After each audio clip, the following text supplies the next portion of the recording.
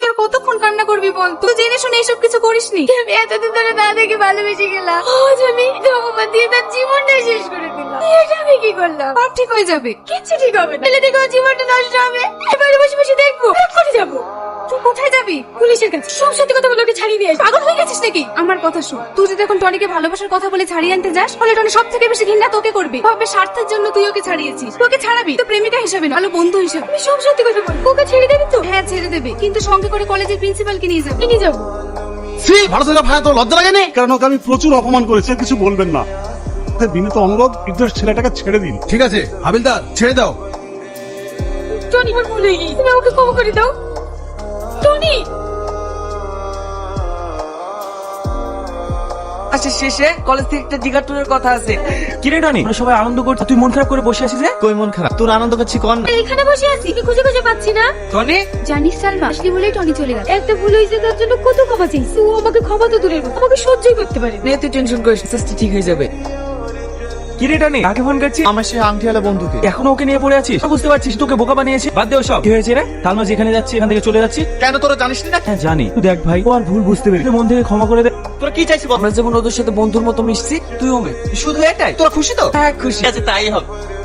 আমাকে ক্ষমা করে দিয়েছি, আমার খুব ভালো লাগছে। ক্ষমা না করে কি করবো বল? তোকে একটা কথা জিজ্ঞেস করবো, বল। তুই কাউকে ভালোবাসিস? কলেজের প্রত্যেকটা ছেলে মেয়ে যাকে ভালোবাসি, নতুন করে জিজ্ঞেস করছি। তুই কাকে ভালোবাসিস বল না। এই যে আন্টিকে ভালোবাসিস? আরে না না, আন্টিকে ভালোবাসতে যাবো কেন? আন্টির মালিককে ভালোবাসি। কেমন দেখতে মেয়েটা? জানি না, ও শুধু ফোনে আলাপ হয়ে ওর সামনাসামনি দেখিনি।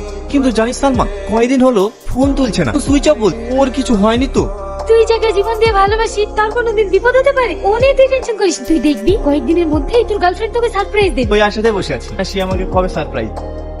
ওই দেখ টনি আসছে। সালমা, আজ আমি খুব খুশি। যাকে আমি এতদিন ধরে ভালোবাসি, আজ তাকে আমি কাছে যাই গেছি। ওই দেখ, না দেখা ভালোবাসি। এটা আমাকে ফোন সুইচ অফ করার চালিয়েছে। মাহিনুর, আমার সাথে পরিচয় করে দিই। এই সে সালমা। তুমি সেই সাল আমাদের কবে দেখা হবে না হবে সদবানি করেছিলে, তার জন্য থ্যাংক ইউ। সবার সাথে তো পরিচয় হলো। আমার আব্বু ফোন করেছিল, আমাদের বিয়ের দিনকে নিয়ে কথা বলবে তো? চলো। ঠিক আছে চলো, আসছি। সালমা, তুই এত ভেঙে পড়িস না, তো শান্ত হ। কি করে জানতো ওনাকে আমি এত ভালোবাসি? ও অন্য একটা মেয়েকে দেখে ওরে মেরে দেবো। আমি তোর আনতে পড়ে আছি, টনিকে ভালোবাসি। মাঝখান থেকে ওই মেয়েটা কোথা থেকে আসলো? কিছু জানি না, টনিকে পাবো না। না না, টনি তোরই হবে। কি করে হবে? শুনলি আজকে মেয়েটাকে বাড়ি থেকে বিয়ে ডেটে পাকা করবে। হবে না, তার আগে টনিকে গিয়ে সব সত্যি কথা বলে দেবো। তুই কিচ্ছু বলবি না। ও যদি আমার ভালোবাসা অস্বীকার করে, সব থেকে বেশি কষ্ট আমি পাবো। তাহলে তুই কষ্টই পা, আর তোকে কিচ্ছু বলবো না। তোর কথাই সত্যি হলো, ওর সাথে ওই মেয়েটার বিয়ে ঠিক হয়ে গেছে। টনি আমাদের সবাইকে ইনভাইট করেছে, তুই যাবি তো? আমি যাবো না, তোরা যা। দেখ সালমা, ভেঙে পড়লে হবে না, তোকে যেতেই হবে। তুই ভালোবাসিস এই কথা তোকে বলতেই হবে। আমি বলতে পারবো না। ও সুখে থাকবে, এইটাই আমি চাই। তুই টনিকে ছাড়া সুখে থাকবি, তাই তো লাস্ট সুযোগ, কোনোদিনও পাবি না। ঘরে যেতে হবে। কংগ্রাচুলেশন। আরে তোরা সবাই আসছি, হাই হাই। টনি, এটা আজ বিশাল হ্যাপি লাগছে রে। হ্যাঁ ভাই, আমার হ্যাপি থাকার কারণ হচ্ছে এই যে ওর জীবনে অনেক সুখ এনে দিয়েছে। এই ভাই, কারি সুখী হয়ে গেছে, ভালোবাসছে, সে তো আমার সাথে সারাদিন কাজই করে। তুই সুখী হবো বলদিন। তোর ভাই আছে, তোর জন্য মেয়ে আমি দেখ। কি বলিস তোরা? কিরে, বিয়ে পড়াবে কখন? এখনো তো কাজী সাহেব আসেনি। কি কাজী সাহেব এখনো আসেনি? এই তো দেখো তো কাজী সাহেব কত তোর আসলো। সালমা, এই লাস্ট সুযোগ, কাজী সাহেব এখনো আসেনি। তোর মনের কথাটা বলে দে। আমি বলতে পারবো। দেখ, সারা জীবনের মতো পেতে চান, তাহলে তুই তোর মনের কথা বলে দে। এই তোর লাস্ট সুযোগ। টনি, সাথে আমার কিছু কথা আছে। হ্যাঁ বল। কি রে, তুই কাঁদছিস কেন? টনিকে খুব অনেক ভালোবাসি। তুই এসব কি বলছিস? ঠিক আছিস তো? আজকে আমার বিয়ে। আমি ঠিকই বলছি। আচ্ছা যে একটিটা পড়ে আছি, ওই একটিটা আমার। আমি তো সেটা দেখে ভালোবাসি। প্রতিদিন প্রতিদিন রাতে ফোনে কথা বলি। আমি তো সেই জান মেয়েটা তোকে চিনতে বলেছি, তোকে না পেলে বাঁচবো না।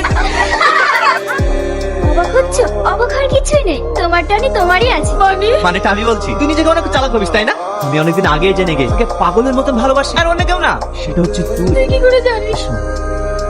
বল কি বলবি? তোর সাথে যেটা হয়ে খুবই অন্যায় হয়েছে। আমি সালমার হয়ে তোর কাছে ক্ষমা চাইতে এসেছি। খবর তোর নাম আমার সামনে উচ্চারণ করবি, ঘৃণা করে। তুই ওকে ঘৃণা করতে পারিস, কিন্তু ও তোকে অনেক ভালোবাসে। ভালোবাসে? তুই সালমাকে চিনতে পারিস না। ওই সে আংটিওয়ালা মেয়ে, তুই পাগলের মতো ভালোবাসি। এ তুই কি বলছিস রে? আমি ঠিক বলছি। যখন পুলিশ ধরে নিয়ে যায়, হাতের আংটি দেখে ও তোকে চিনতে পারে। কান্না করছিল, আফসোস করে বলছি কি ভুল করলি। প্রিন্সিপালকে সঙ্গে করে নিয়ে গিয়ে তোকে ছাড়িয়ে নিয়ে ও যদি আমাকে ভালোবাসে, আমাকে এতদিন বলেনি কেন? ও কি করে বল সাথে যে অন্যায় করেছে তাই তোর সামনে আসতে পারে। শোন নাম্পি, ও যতদিন না নিজের মুখে এসে না বলছে আমাকে ভালোবাসে, তুই ওকে কিচ্ছু বলবি। ঠিক আছে, এবার আমিও দেখছি তুমি কতদিন না বলে থাকতে পারো। তারপরে আমি আমার এই ফ্রেন্ডকে আমার সঙ্গে ভালোবাসার অভিনয় করতে বলি, যে আমাকে ভালোবাসে। সেই কথাটা তুই আমাকে নিজে এসে বলিস। তার মানে তুই সেই নাটকের পাঠিয়েছিস? ওকে বকছে কেন? এতদিন জ্বালিয়েছো, ওরাও তোমাকে একটু জ্বালিয়েছিল, সহ্য করো। আমিও না।